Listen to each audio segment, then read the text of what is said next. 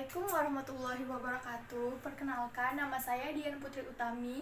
Saya dari program studi pendidikan biologi Universitas Riau. Jadi hari ini saya akan menjelaskan tentang media pembelajaran yang sudah saya buat, dan saya berharap media pembelajaran ini sangat dimanfaatkan atau sangat berguna untuk pembelajaran, khususnya pembelajaran biologi. Jadi di sini saya akan memperlihatkan media yang sudah saya buat seperti ini. Ini merupakan struktur dari sel tumbuhan. Nah, jadi di sini bisa mempermudah siswa-siswa yang sedang mengikuti pembelajaran untuk mengenal apa saja organel-organel yang ada pada sel tumbuhan. Jadi di sini saya akan menjelaskan media pembelajaran yang udah saya buat, yaitu tentang sel. Kenapa saya mengambil sel? Karena menurut saya sel itu tuh kan unit terkecil di dalam makhluk hidup, otomatis itu tuh bakalan sering dibahas mulai dari pelajaran kelas 10, kelas 11 atau kelas 12. Nah, biasanya juga sel ini nih selalu berkaitan dengan mata pelajaran yang lain. Maksudnya dalam materi-materi lain seperti mempelajari tentang sistem organ pada tumbuhan atau yang lain sebagainya. Nah, jadi di sini saya akan menjelaskan apa saja yang ada di media saya. Yang pertama di sini siswa dapat mengenali lebih jelas organel apa saja yang ada pada tumbuhan. Misalnya seperti plastida, mitokondria, vakuola, badan Golgi, RE kasar, ada ribosom, dan nukleus atau mikrotubulus. Nah, selain itu, di media pembelajaran yang sudah saya buat ini, di belakangnya terdapat fungsi dari setiap organel. Nah, di sini bisa dilihat oleh teman-teman semuanya.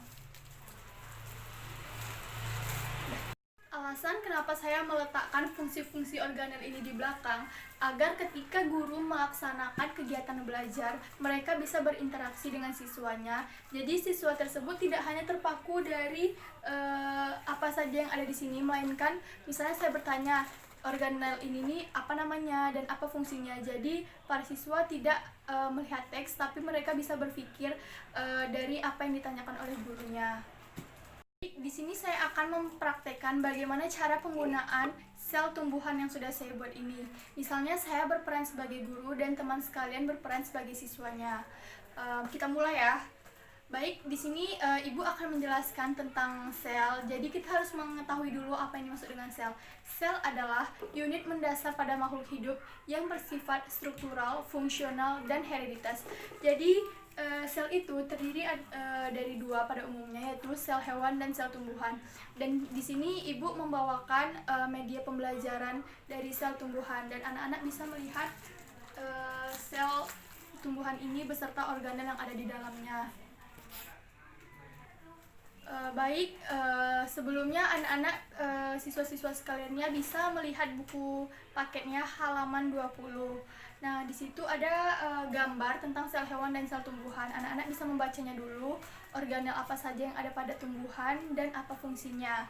Setelah itu baru Ibu akan memperlihatkan lebih jelas organel apa saja yang ada pada sel tumbuhan. Baik, Ibu sudah memberikan waktu untuk membaca anak-anak semuanya, dan sekarang Ibu mau menguji pemahaman kalian dari apa yang sudah kalian baca. Nah, di depan siswa-siswa sekalian sudah ada yang namanya sel tumbuhan. Nih, kita bisa lihat kalau sel tumbuhan ini bentuknya seperti ini.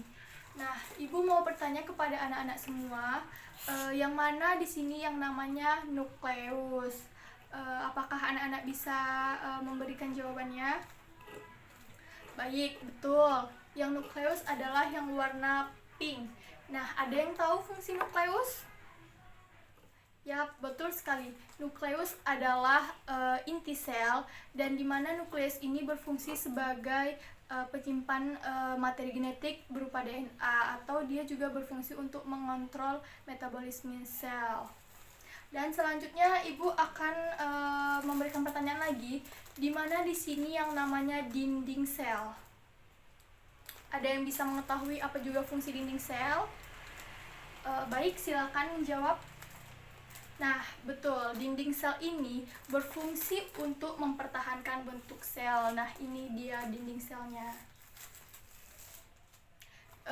kenapa kita bisa melihat tumbuhan itu tuh bergerak kaku? Karena tumbuhan itu tuh memiliki dinding sel. Nah, ini dia fungsi dinding sel untuk mempertahankan bentuk sel, dan dia juga sebagai pelindung sel agar cairan yang dari luar itu tuh tidak masuk ke dalam sel secara berlebihan. Mungkin kurang lebih seperti itu penggunaan media struktur sel yang saya buat, dan ini teknik penggunaan medianya bisa dikreasikan lagi oleh guru-guru yang akan mengajar di kelasnya. Dan selanjutnya saya akan menjelaskan tentang media games pembelajaran untuk mendukung dari pembelajaran sel ini. Nah, saya akan membuat sebuah games di mana games ini bernama Monopoli Biologi. Nah, mungkin teman-teman sekalian juga sering melihat dan tahu cara permainan monopoli tersebut, dan saya akan menunjukkannya. Dadah.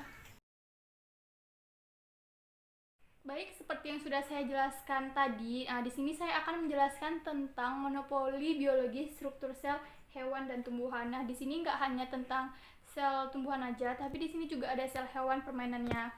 Dan di sini saya akan menjelaskan tentang teknik permainannya. Yang pertama, di sini ada dadu seperti biasanya, dan ada kartu dana umum berwarna merah, kartu kesempatan berwarna ungu. Lalu di sini ada 4 pion yang digunakan untuk bermain games, dan dimulai dari start. Di sini ada daerah free, di mana kita tuh bebas tanpa ada hukuman, dan di sana ada stop 1 kali putaran, berarti siapa yang berada di situ nanti dia akan berhenti selama 1 kali putaran setelah pion ini semua dimainkan. Baik, kita cobakan teknik permainannya. Yang pertama main adalah pion berwarna biru, kita lempar dadunya 3, berarti dia harus melompat sampai 3. 1, 2, 3. Jadi pion A harus membuka kartu dana umum, dan jika dia berhasil menjawab maka dia akan mendapatkan poin, sedangkan jika dia gagal dia akan mendapatkan hukuman dari gurunya. Kita buka kartu dana umumnya. Pigmen Chrolopas mana yang akan memberikan warna oranye misalnya pada wortel? Nah, jadi pion A harus menjawab pertanyaan yang ada di dana umum. Kita lihatkan sekali lagi. Jawabannya adalah karoten. Kalau misalnya pion A benar menjawab, maka dia akan mendapatkan poin 10 dari guru. Oke, kita lanjut ke pion kedua. Kita putar dadunya. Kita ulang ya. 6. 1, 2, 3, 4, 5, 6. Pertanyaannya, zat penyusun apa saja yang membentuk dinding sel pada tumbuhan? Misalnya pion yang B tidak bisa menjawab, dia akan mendapatkan hukuman, yaitu jawabannya misalnya dia berkata selulosa. Nah, itu bisa mendapatkan poin sebanyak 5 karena itu tidak lengkap. Lanjut. 5. 1, 2, 3, 4, 5. Jadi pion C berada di daerah free, berarti dia tidak akan mendapatkan hukuman atau pertanyaan. Lanjut. Untuk pion yang terakhir. 6. 1, 2, 3, 4, 5, 6. Nah, jadi ketika pion D ini mendapatkan soal yang sama, dia bisa menjawab dari apa yang sebelumnya dikatakan oleh pion B, dan dia bisa menambahkan jawaban yang dia bisa.